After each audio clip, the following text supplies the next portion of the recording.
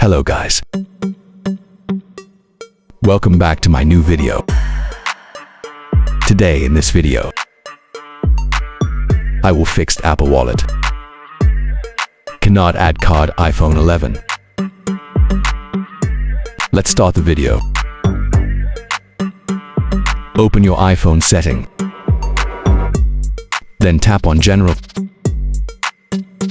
Then scroll down and find Language and Region. Then tap on Region. Then select a country. I want to select it Malaysia because Bangladesh it's not available T-Add card.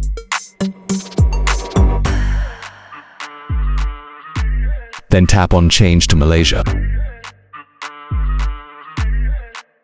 Then waiting few seconds.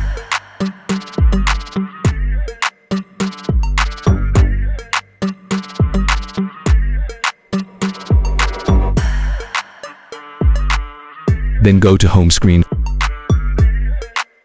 Then open Apple Wallet.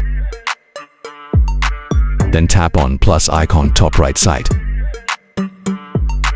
Then tap on debit or credit card. Then tap on continue. Then scanning your card or add to manually.